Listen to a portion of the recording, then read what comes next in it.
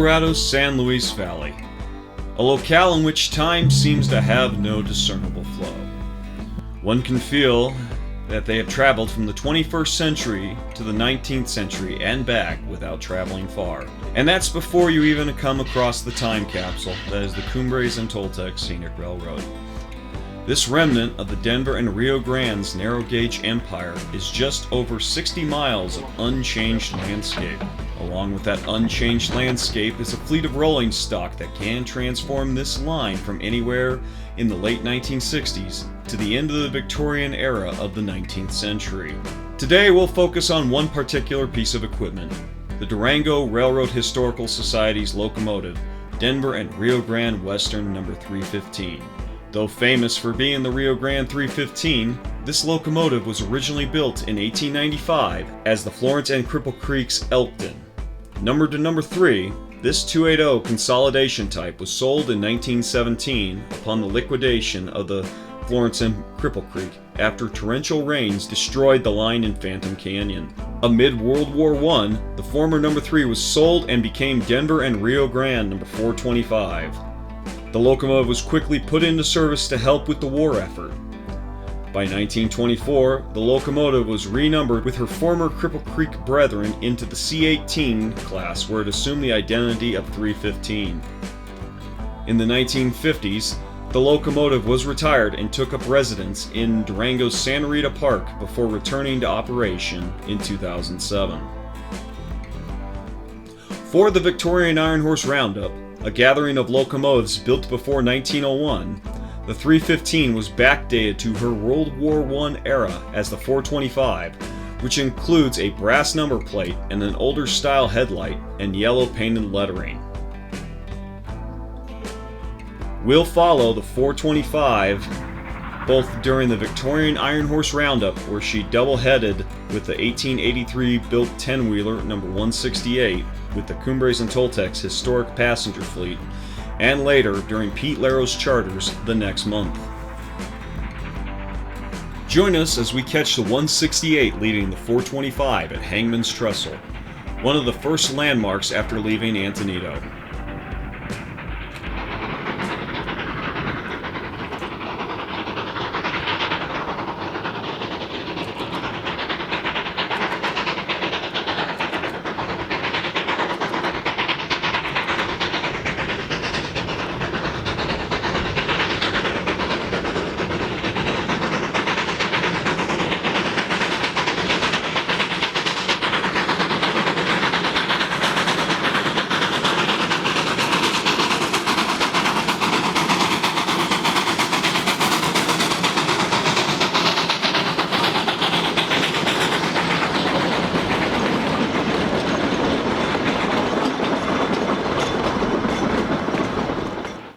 Further up the line, we're at the Lava Loop, as Mount Blanca, Colorado's fourth highest mountain, makes up the background across the valley, over 50 miles distant.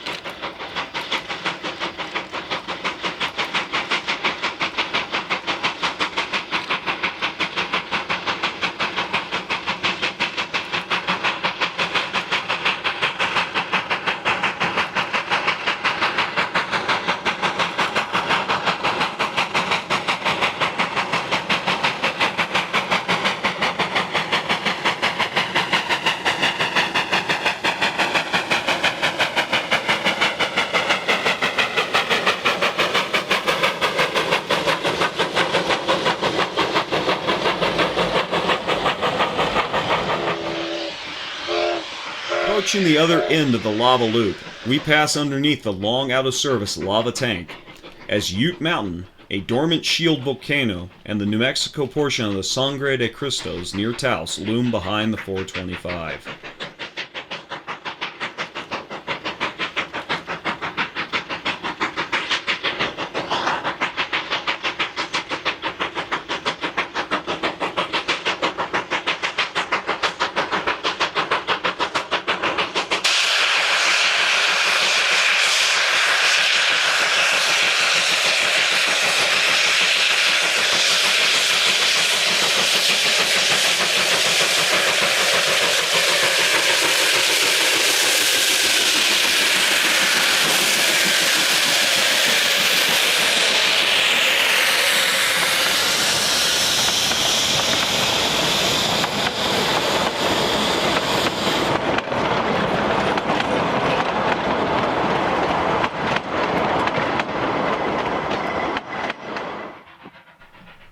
Having filled up the tender cistern from a tank car on the lava loop, we're now on a long straightaway looking over the southern expanse of the San Luis Valley.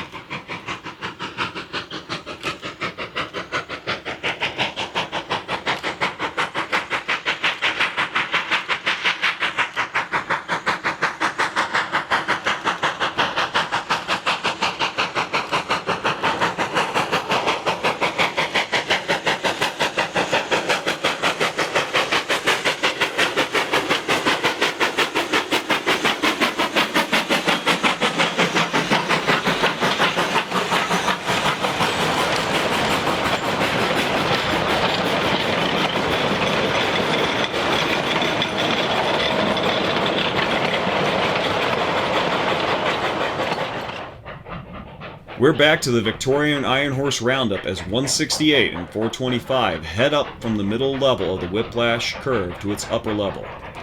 This engineering marvel allows the railroad to maintain the absolute minimum grade necessary to surmount the Conejos Range.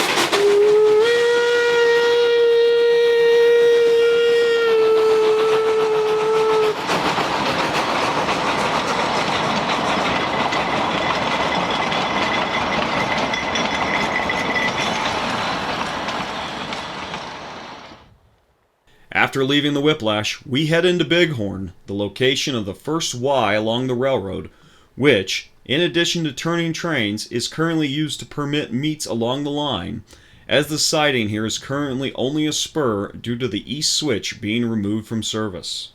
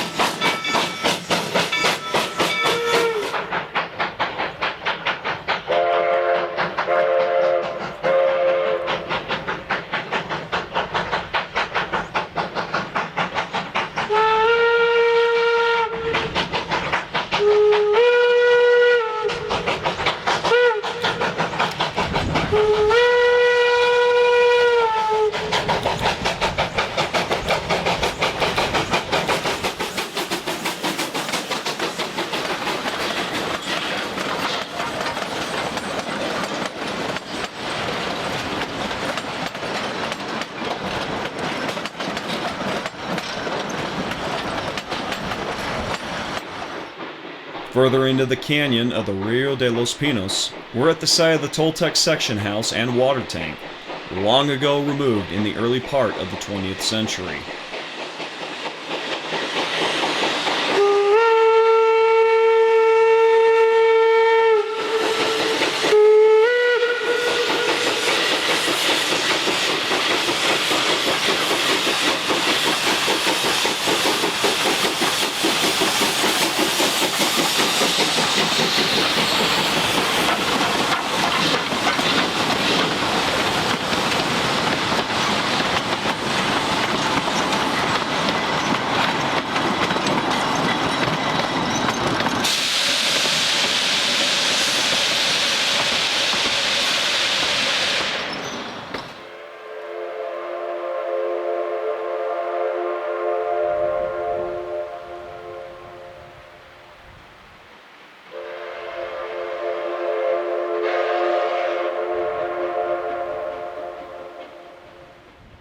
Just west of Osier is Cascade Trestle. This viaduct is the highest span on the railroad and soars 137 feet above Cascade Creek below. This structure was erected in 1889 to replace a wooden trestle built here during the initial construction and is of the same German design as the Lobato Trestle on the western slope of Cumbres.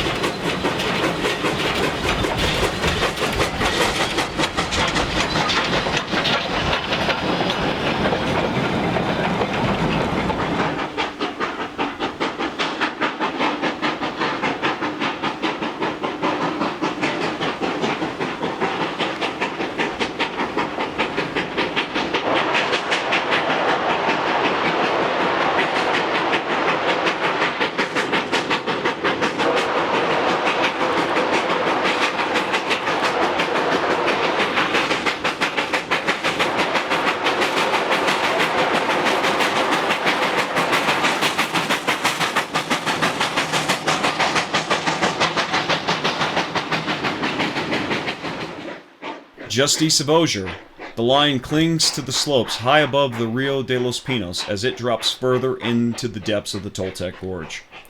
We catch the 425 as it maneuvers through the cut blasted in the lava rock here.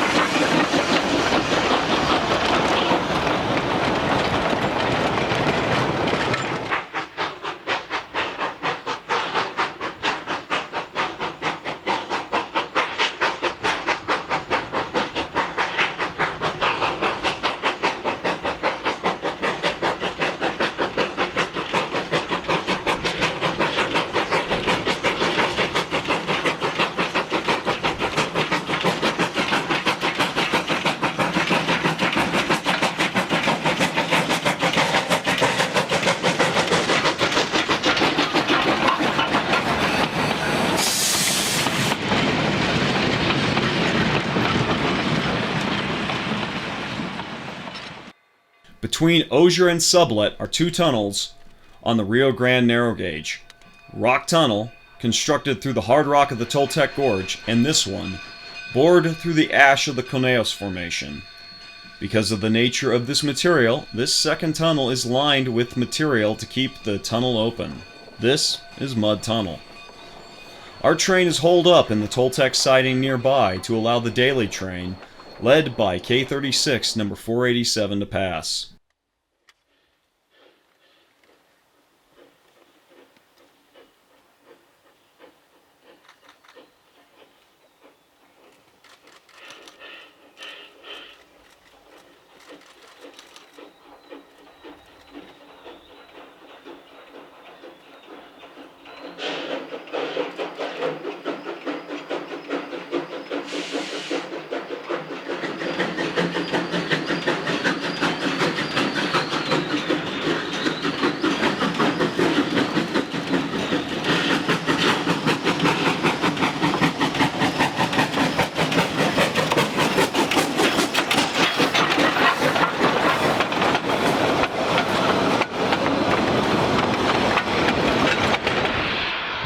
Back to the Whiplash Curve, we're staged on the horseshoe between the middle and lower levels, where we catch 425 on the drawbar of the 168 as they make their way down the Whiplash.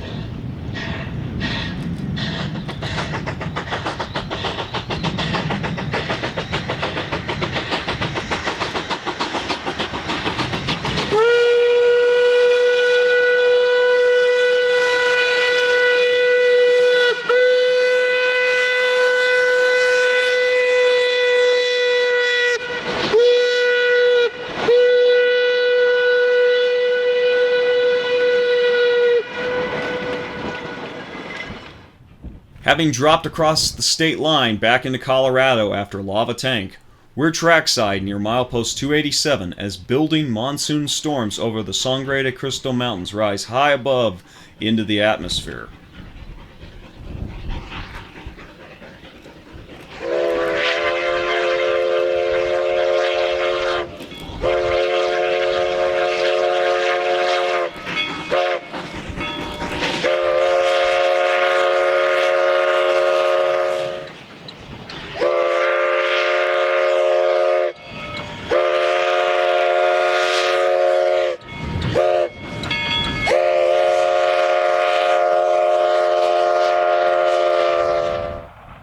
We'll leave the 425 here at Antonito as it pulls the historic passenger train back into Antonito, the 168 having run solo back into town a few minutes earlier.